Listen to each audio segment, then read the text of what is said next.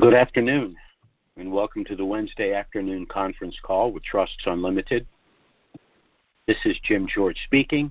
I'm the non-attorney spokesman and facilitator for Trusts Unlimited, and I'd like to thank all of you for taking the time to listen to this call, particularly those of you calling in for the first time and those that will be listening to the replay over the next 24 to 48 hours. Today is August 24th. It will not be a full call today, so those of you calling in for the first time, I strongly suggest you go to our call of August 17th. That's a full call. It has a detailed description of the turnkey program we put in place to assist Dinarians, both pre- and post-RV, and I believe, if I recall correctly, there was a brief Q&A. But there's a lot going on in Iraq, there's a lot going on here in this country, and there's a lot going on globally.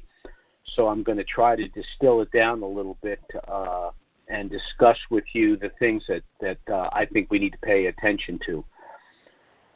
The first thing I want to mention is that Trusts Unlimited is not the purveyor of the dinar and these other pre-valued currencies.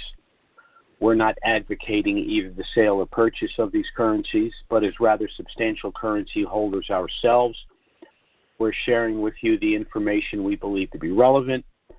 The most important of which would be, of course, the window for the potential reinstitution of the Iraqi Dinar, which we believe is the linchpin for all the other pre-valued currencies. There's a lot of opinions out there. Some people say that the possession of the dinar and these other pre-valued currencies is a scam. Other people say that it's going to take additional years, if ever, for these things to ever revalue. Some people are saying we're on a glide path for January of 2023. Others say we have to wait till after elections, which will hopefully be held in October.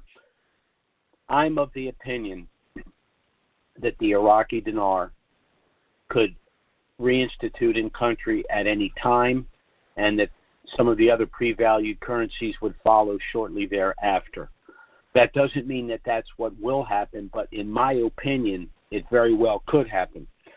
So let's start by first talking about the arguments of the naysayers, why they say that it can't happen now. The first argument is an economic argument. It's a legitimate argument as far as it goes, and it goes something like this. The Central Bank of Iraq cannot and will not reinstitute their currency now because of the excessive money supply that exists in country. Now, my response to that is twofold. First, with regard to the provisional 3-0 currency in country. When the currency reinstitutes, the remaining 3-0 provisional currency, and there's very little left floating around in country, will lose the 3 zeros. So, for example, a $25,000 dinar note would be a 25 dinar note. A 10,000 dinar note would become a 10 dinar note. So that is a huge reduction in the money supply in country. Second is the global possession of the 3-0 currency. That's us. Well, how is that going to work? We're going to go to the bank. We're going to exchange our dinar for U.S. dollars. We could get $3, $4, perhaps even $5 for each dinar. What happens to that dinar? It's electronically recorded and destroyed.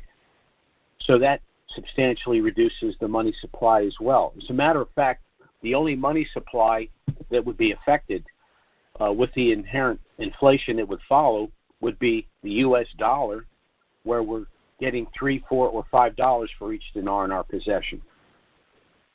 The second argument is the economic growth argument. Simply stated, they're not going to reinstitute their currency because they still have an economy that's based almost entirely on revenue generated from the sale of oil. In order to proceed, they're going to need to develop other sectors, i.e. industry, agriculture, import and export, and even tourism. My response to that is simply this. That's the classic chicken and egg argument. What they're saying is we cannot reinstitute our currency until we develop all of these other sectors to diversify our national economy. My response is certain of these sectors, particularly one like import and export, cannot proceed without a reinstituted currency. The third argument, which is their argument, is that they don't need to reinstitute their currency because Iraq has a substantial reserve currency, approximately $90 billion US. Okay? Well, first, Iraq needs anywhere from 60 to 70 billion to run their government. So that erodes about 80-85% of that right there, carrying them out at most a year. Secondly, Iraq just attended the Arab money meeting in Egypt, the Arab Monetary Fund meeting in Egypt to establish a regional currency exchange agreement between Middle Eastern Arab nations, similar to the BRICS nations. In other words, they're walking away from the U.S. dollar as their reserve currency, and they're establishing regional groups to utilize their own currencies as reserve currencies. Why would the Central Bank of Iraq, enter into an agreement such as that if they plan on retaining the U.S. dollar as their reserve currency? That makes no sense. And further, in order to participate in the Arab Monetary Fund and to have the Iraqi dinar as one of the reserve currencies, they need to reinstitute their currency. So that argument falls away. The next argument is the new government argument, which argues that, well, they can't possibly reinstitute their currency until they have a new government. Well, my response to that is twofold. First, the caretaker government has already presided over passage of the food security law. That's a huge undertaking. That law has got lots of mammoth ramifications for the entire country, so it makes no sense to argue that the caretaker government is not in a position to preside over the reinstitution of their currency when they just presided over the establishment of a major law, perhaps the largest single law affecting the citizens of the country in a decade. And second, once again, the CBI, which is up and running and which is functional, is an independent agency, and the determination about the timing for the reinstitution of their currency basically is in their hands. So the argument about the new government falls away. The last argument is one about the fact that the auctions are continuing, and that would not be the case if they anticipated a reinstitution of their currency. Well, the CBI has just issued a number of substantial multi-billion-dollar fines on companies and entities that are involved in the exchange, in the currency auctions. Their argument for doing it is that it's a violation of the law to participate in the auctions. And let me explain this very clearly. According to the CBI, it is a violation of the law to participate in the auction of currencies if they are planning to change the exchange rate within the next 50 days. So, once again, why would this be happening if they have no intention of reinstituting their currency? And perhaps it's not a coincidence, but in the last over 100 years since the end of World War I, every major reinstitution or revaluation of a currency has occurred in either January, April, or September.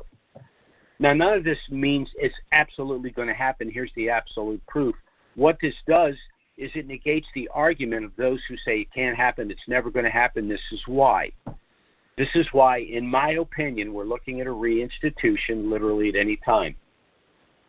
Now, I want to shift gears here for a minute. First, I'd like to thank those of you that have been kind enough to listen to Trusts Unlimited over a decade now. We established this trust package primarily to protect the newfound wealth that you will enjoy with the reinstitution and revaluation of the dinar and some of these other currencies. And again, I would ask those of you calling in for the first time to go to our call of August 17th for explanation of what that entails. But things are changing in this country, and they're changing quickly, particularly given the fact that our government is intentionally placed the American people in a vice between inflation and taxation. Now, what I mean by inflation, very simply, is they've adopted a monetary policy of just print, print, print. Now, when you print substantial amounts of currency against a static or even, I would argue, declining number of goods and services, the inevitable result is long-term inflation. The fact that the people in this government continue to basically roll their eyes and say that's not the case says that they're either mind-numbingly stupid or just straight up lying to us. Personally, myself, I think it's a combination of both. But there's something that we need to do to protect ourselves from this surveillance kleptocracy that they've created. And I'm going to discuss why our family trust package is something that every American is going to need to deal with what's coming. And if you doubt me, let's just review a couple of things. First, the federal government just passed the Inflation Reduction Act. Of course, it should be called the Inflation Production Act. They not only want to hurt us, they actually troll us and make fun of us by calling it something that we know it's not. That law's been around for, 2 weeks, and they're already calling it their climate change bill. So they called it one thing to pass it. Now they're calling it something else. You may remember the Affordable Care Act. And, of course, what did we learn about that? It was completely unaffordable. So they clearly don't like us, but there are things we can do to protect ourselves from what they're doing. What we've witnessed over the last few years is an absolute assault on our rights as citizens of the United States. Again, I will address the Inflation Reduction Act. We are told that it was passed in order to make sure that the billionaires in this country pay their fair share. Now, there are approximately 7,500 billionaires in this country. My question is this: why do we need 87,000 additional IRS agents with $80 billion in funding to go after the presumed failure of 7,500 billionaires to pay their fair share? It's absurd on its face, and it's just the most recent example. Let's talk about some of the other things that they're doing.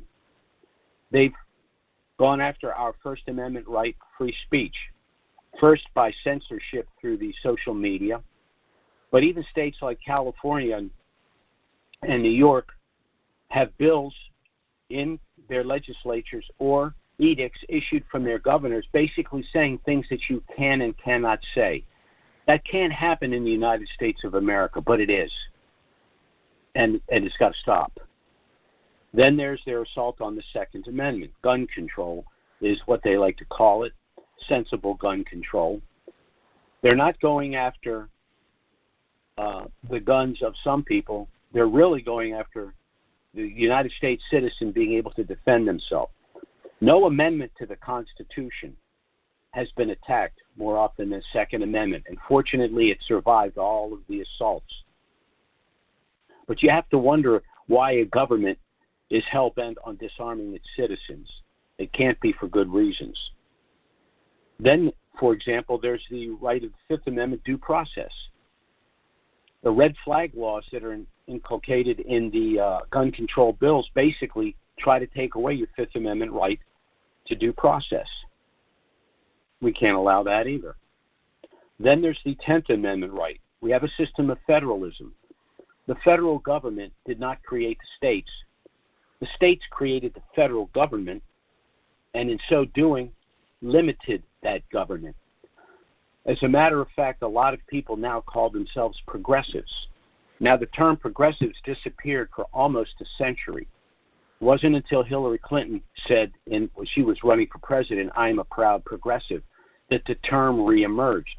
Now, people think progressive means to progress, to move to a higher or a better place, evolving. That's not where the term came from.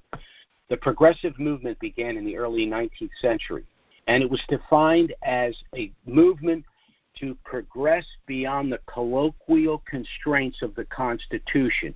In other words, the government didn't like being limited. In other words, the government didn't like having to accept that we had certain inalienable rights, and the government should be able to do whatever it wants. So it makes perfect sense that they want to tell us what we can and can't say. They want to tell us we cannot arm ourselves. They want to tell us that in certain situations we're not entitled to due process, and now we're not even entitled to privacy. That brings us to the Fourth Amendment. This is the amendment that they're having a very difficult time trying to erase. And that's why these trusts exist.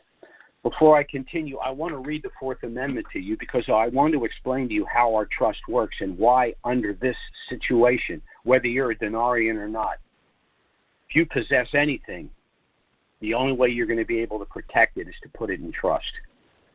The Fourth Amendment, the right of the people to be secure in their persons, houses, papers, and effects against unreasonable searches and seizures shall not be violated, and no warrant shall issue but upon probable cause, supported by oath or affirmation, and particularly describing the place to be searched and the persons or things to be seized.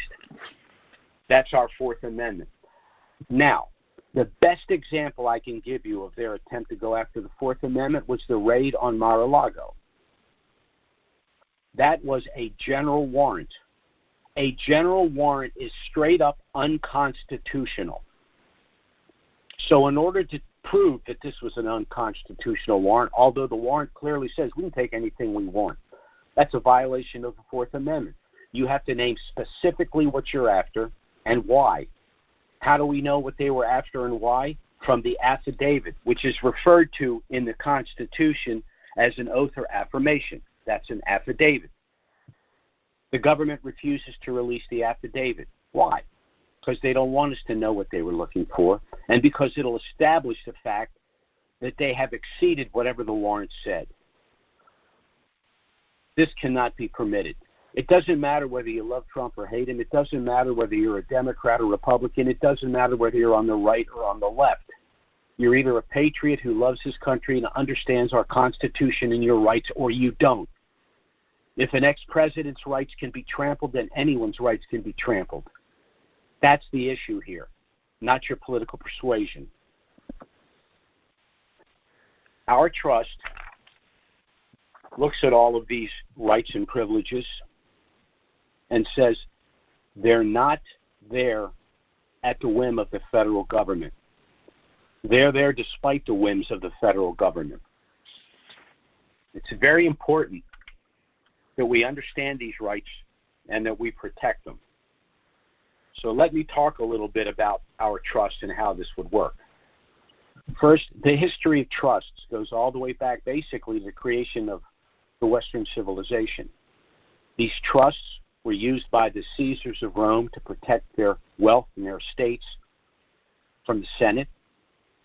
These trusts were used by the monarchs of Europe for a millennia to protect them from the lower classes and the royalties that wanted to basically remove them and remove all of their wealth as well.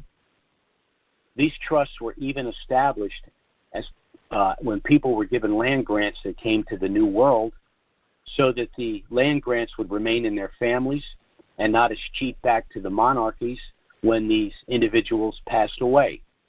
And that was even before the formation of our Constitution. So when our Constitution was established, the Fourth Amendment was obviously put in there to perpetuate these rights. Trusts were created in order to ensure that our Fourth Amendment rights were protected. So if you're a denarian or you're anyone that possesses something that you believe is going to increase in value substantially, you want to get it out of title and into trusts in order to protect it. But when you're in an environment like we're in now, where the IRS has been more than doubled in its size, where it's been given $80 billion. It's been given basically an open, a blank check to go after Americans. There's no way 87,000 agents are going after 7,500 people. 87,000 agents are out there to wipe out the middle class. That's us. That's us. And so our protection is to establish a trust that protects your privacy. How does this protect your privacy? In two ways. Number one, we know that the IRS, like most government agencies, are bullies. They go after the low-hanging fruit. When they see an individual has a rather sophisticated trust package to protect their wealth, they naturally assume that you have a sophisticated and well-informed legal protection. That means that the IRS would be involved in a fair fight. They don't like fair fights. So they're going to move on down the road. The other things that these trusts do is they allow you, and this is important, because once these currencies revalue, once we see the collapse of the fiat currency in the U.S. dollar, you're going to see inflation in terms of the currency, which is defined as reduction in purchasing power, and you're going to see the stock market and financial assets fall in according fashion. So you're going to want to move to tangible assets. And the way you want to possess tangible assets, particularly certain tangible assets, is to not only have them in trust, but to have them in a special sub-trust, which is part of our package. This way you isolate assets and minimize any potential civil litigation. I could go on and on about this. Those of you that have listened in the past know what I'm talking about. But what I'm getting at, and the bottom line is this: these trusts are essential to protect you from inflation, from taxation, from unwarranted audits and legal actions, because these trusts protect not only your privacy, but your due process rights. The government, the IRS, someone feels that something's going on, they need to provide proof, probable cause of fraudulent activities. They're going to need to present that to a court. That's a lot different than what they do if you're flying naked without your assets being in trust. So again, I suggest everyone listening to this call, whether you're a Dinarian or not, take the time to contact us, get our initial no-obligation package. Now, most of the information in there has to do with Dinarians, but you can remove the word Dinarian or dinar and just put the word wealth in there. Because if you possess anything at all, substantial nature, or you anticipate that that's going to be the case, the best single way you can protect yourselves from these kleptocrats is to simply create a trust. So I would hope you would contact us, get our no-obligation package. You can review the package, contact us if you have any questions, either by phone or email. We'll be happy to assist you. There will be no consultation fee. I'm going to go ahead and give you our contact information. You can go to our website, which is trust with an S, unlimitedllc.com. Our email address is trusts with an S, unlimitedllc@gmail.com. And our phone service is 307-274-4122. If the things we've discussed here are of interest to you, again, I strongly suggest you contact us for a no-obligation package. We'll be happy to assist you in every way. Our next call is scheduled for next Wednesday. Certainly, if something of a dramatic nature were to happen between now and then, we'll try to get out an emergency email and schedule an emergency conference call. But failing that, we will be back next Wednesday, noon Eastern, 9 a.m. Pacific. Thanks so much for listening, everyone, and have a great week. Bye-bye.